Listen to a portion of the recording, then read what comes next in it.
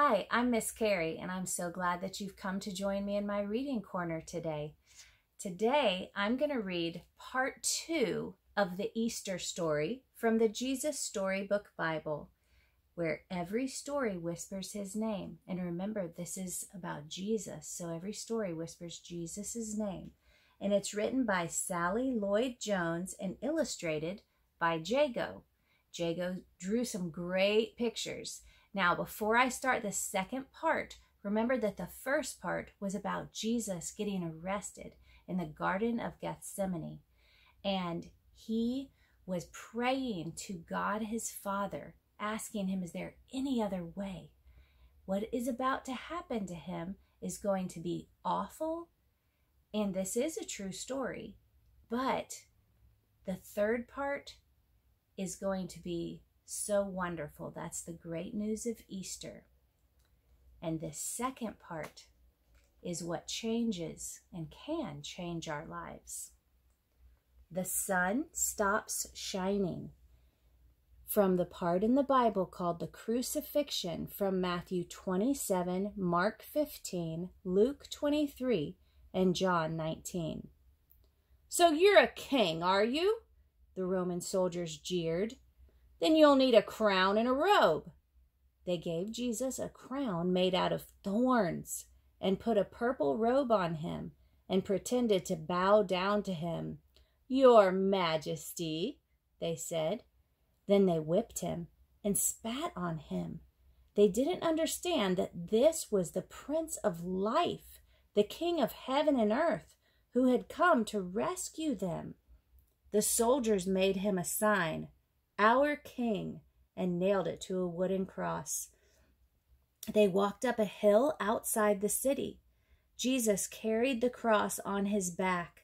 Jesus had never done anything wrong, but they were going to kill him the way criminals were killed. They nailed Jesus to the cross. Father, forgive them, Jesus gasped. They don't understand what they're doing. You say you've come to rescue us? People shouted. But you can't even rescue yourself. But they were wrong.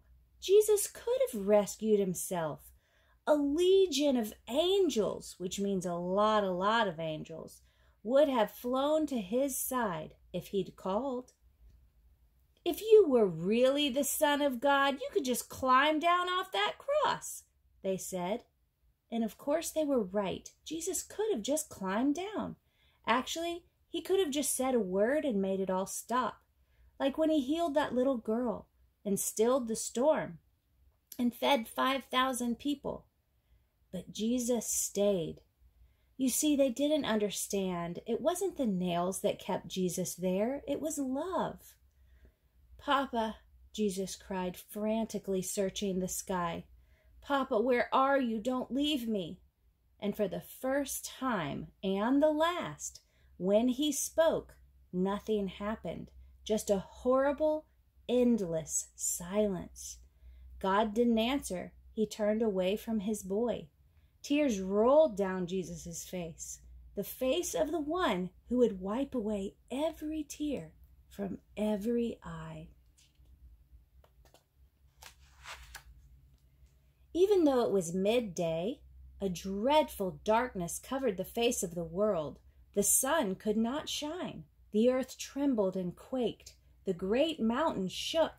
Rocks split in two, until it seemed that the whole world would break. That creation itself would tear apart. The full force of the storm of God's fierce anger at sin was coming down on his own Son instead of his people.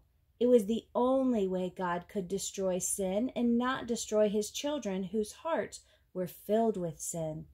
Then Jesus shouted out in a loud voice, "It is finished." And it was. He had done it. Jesus had rescued the whole world. Father, Jesus cried, I give you my life. And with a great sigh, he let himself die. Strange clouds and shadows filled the sky, purple, orange, black, like a bruise. Jesus' friends gently carried Jesus. They laid Jesus in a new tomb carved out of rock. How could Jesus die? What had gone wrong? What did it mean? They didn't know anything anymore, except they did know their hearts were breaking. "That's the end of Jesus," the leaders said. But just to be sure, they sent strong soldiers to guard the tomb. They hauled a huge stone in front of the door to the tomb so that no one could get in or out. Ooh, Jesus' followers were so sad that day. But come back to part 3. Bye for now.